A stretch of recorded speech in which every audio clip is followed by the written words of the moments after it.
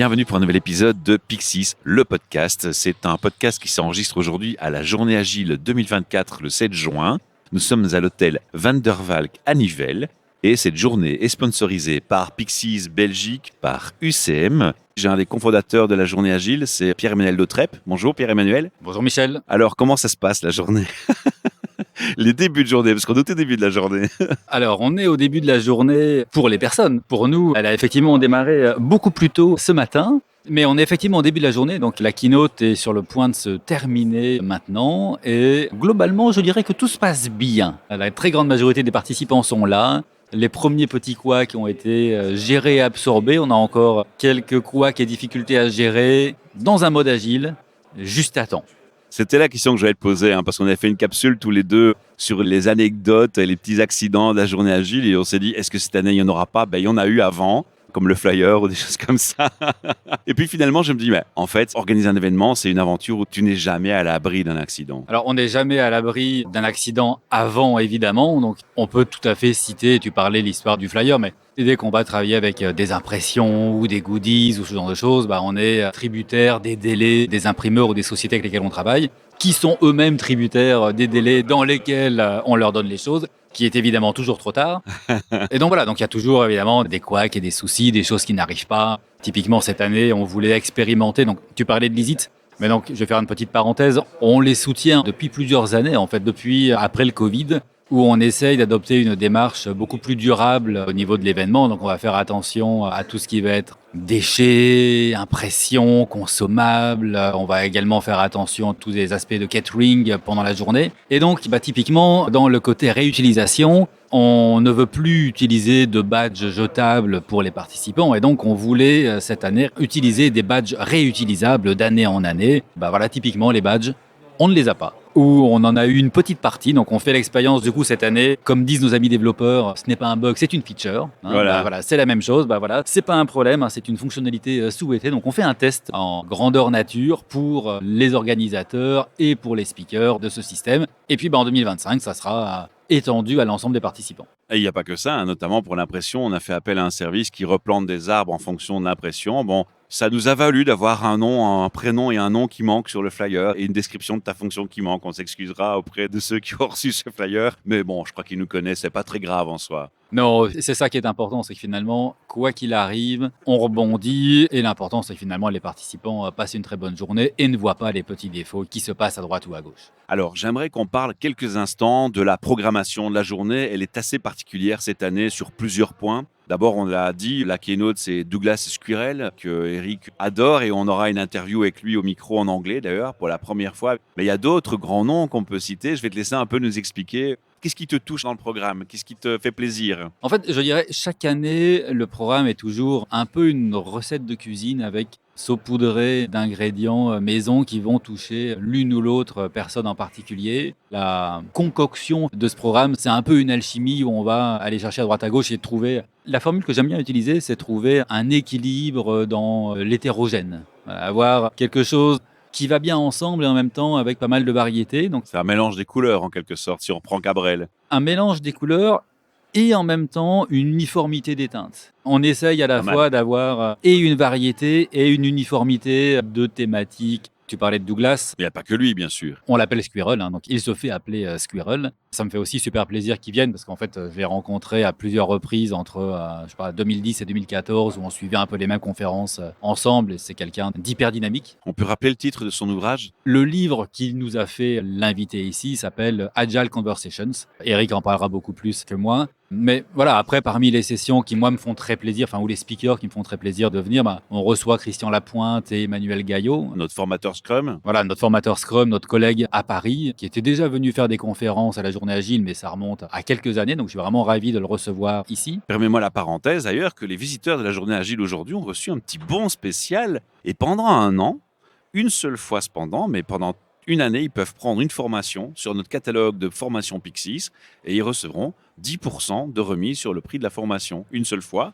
mais c'est quand même un très beau geste finalement, c'est un très beau cadeau. Pardon pour l'interruption, moi, je pense que ça valait la peine de le signaler. Notre catalogue d'ailleurs s'est enrichi sur le site et propose des formations Pixis, mais aussi des formations partenaires. Mais c'est pas le sujet, je te laisse continuer. Merci pour la précision. Je parlais effectivement de Christian. Je vais reciter également Pavel et Héloïse, qui étaient venus nous rendre visite à Liège en 2019, qui Tout à fait. avaient adoré l'événement et donc qui reviennent 5 ans plus tard. Donc ça me fait vraiment très plaisir de les recevoir. Je citerai aussi Olivier Mi, qui est quelqu'un que je suis aussi depuis assez longtemps et première venue ici à la Journée Agile. Donc c'est un très très chouette speaker, très inspirant aussi, qui va aussi souvent donner des keynotes d'ailleurs Ouais. autour des thématiques qu'il anime. Donc il On va m'a parler dit- de simplicité On m'a aujourd'hui. dit qu'il se démarquait sur son charisme. Je suis curieux, ça me titille, ça me démange d'aller le voir, mais je pourrais pas, je serai au micro. Bah, tu pourras l'inviter à ton micro. Je pense qu'il Tout se à fera un fait, plaisir tout à de fait. discuter avec toi. Voilà, après on pourrait en citer d'autres. Je vais en citer un dernier. Je vais citer Laurent Bossavit. Pour la petite anecdote, on s'est retrouvés à l'hôtel hier, mais Laurent Bossavit, en fait, je le connais depuis 20 ans, Ah ouais, 19 ans pour être précis, puisque ça a été la personne qui nous a initiés à Norman et à moi à l'agilité. Donc, il nous avait fait waouh. découvrir Extreme Programming à l'époque. Et donc, c'était vraiment nos premiers pas dans l'agilité. Et c'est un des pionniers d'Extreme Programming en France. Donc, c'est très, très chouette qu'il puisse nous rejoindre pour la journée. Je précise, hein, ceux que tu ne cites pas, c'est pas qu'ils sont pas importants, ne comprenez pas mal. Tout le monde est important parmi nos speakers, mais ici, l'idée, c'est que chacun donne sa version de ben moi, celui-là me touche parce que, et c'est le partage que tu nous as fait aujourd'hui. Voilà, Bien tout à entendu, fait. on remercie tous les autres speakers qui sont là aujourd'hui, qui nous consacrent leur temps. Typiquement, si tu poses la question à Eric, je suis certain qu'il parlera d'Edwige et Laetitia. Comme je disais, chaque speaker finalement a son ingrédient un petit peu spécial qui vient et qui a fait qu'il est là aujourd'hui. Pour moi, Frédéric Laloux, alors pas pour le bouquin Reinventing Organization, mais pour les semaines de week, les sensibilisations, on va dire, au changement climatique et à la cause climatique, moi, ça me touchait particulièrement. Oui. Donc, effectivement, on a des visions très différentes. Alors, est-ce que tu veux dire à nos auditeurs et auditrices un dernier mot, un message que tu as envie de passer pour l'année prochaine? Parce que la journée agile, aujourd'hui, quand ils écouteront ce podcast, il sera monté, mais plus tard, la journée agile sera terminée. Mais la journée agile 2025 se profile pas à pas et j'imagine qu'on va déjà passer au travers de ces capsules de témoignages des petits messages pour stimuler nos auditeurs et auditrices à nous rejoindre l'année prochaine. Alors qu'est-ce qu'on pourrait leur dire, Pierre-Emmanuel? Ce qu'on peut leur dire déjà, c'est que la journée agile 2025, c'est déjà fixé. Donc on l'a annoncé pendant Tout à l'introduction fait. ici. Elle va avoir lieu le 23 mai et on retourne à Liège. Donc on avait été à Liège Ah oui, il y a 6 ans, donc en 2019. Donc on retourne au Palais des Congrès de Liège. le même établissement. Dans le même établissement, tout D'accord. à fait, qui propose, voilà, on parlait des innovations. Cette année, on a 6 salles en parallèle. Au Palais des Congrès, on a également beaucoup d'espace. Donc, j'espère qu'on va pouvoir avoir un programme aussi riche que cette année. Et une nouveauté, pareil, Norman l'a annoncé ce matin. On va faire appel aussi aux participants. Donc, on a nos idées de keynote speakers. On a déjà pris une série de contacts avec de potentiels keynote speakers. Mais on a envie d'entendre nos auditeurs, les participants, par rapport à leurs envies. Donc 2019 à Liège, on avait reçu Claude Aubry comme keynote speaker. Et voilà, donc la question que j'ai envie de vous poser à vous, auditeurs, c'est qui aimeriez-vous recevoir, qui aimeriez-vous voir à la Journée Agile 2025? Laissez un message à Michel sur le répondeur De du Vodio. podcast, de Vodio. Écrivez-nous, remontez des informations dans l'application, quel que soit le moyen. Voilà, donnez-nous votre feedback. Et on va essayer de prendre en compte toutes ces informations, toutes ces idées pour concocter le meilleur programme pour l'année prochaine. Alors ça, c'est typiquement agile, hein. La culture du feedback, c'est super important.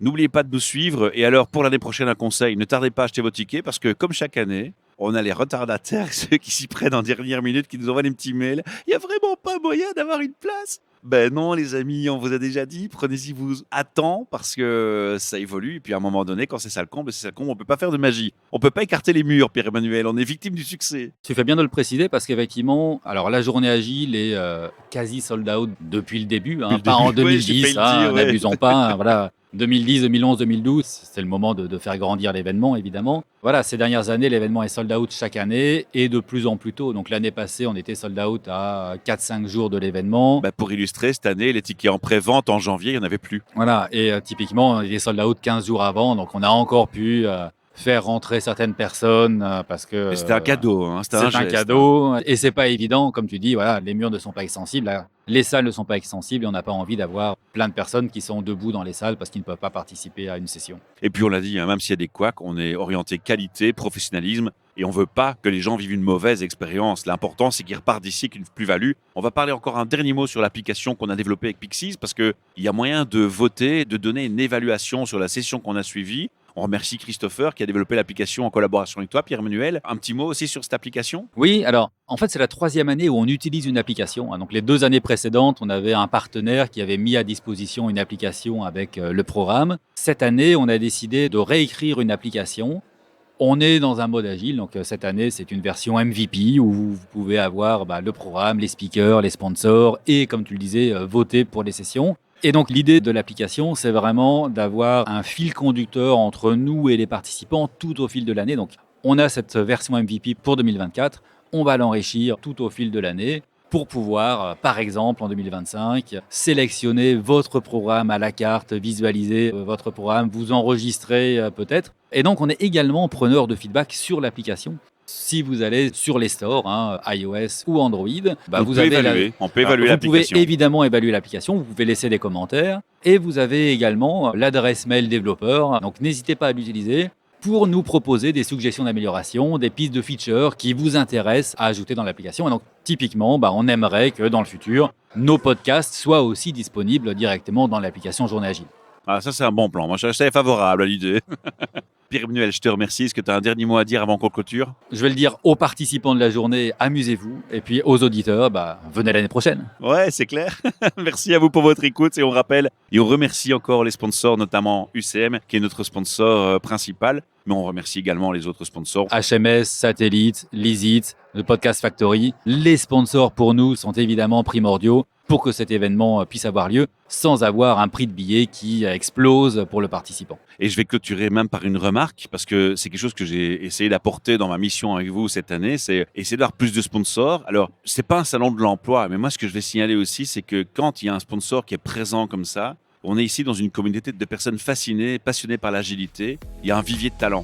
C'est l'endroit où il faut être. Donc si vous êtes HR, réfléchissez-y parce que moi j'y vois un bon plan. D'être présent, c'est important dans un tel événement. Mais ça, c'est ma parenthèse. Allez, on s'entend bientôt et merci pour votre attention à tous et à toutes. Au revoir. Merci Michel, au revoir.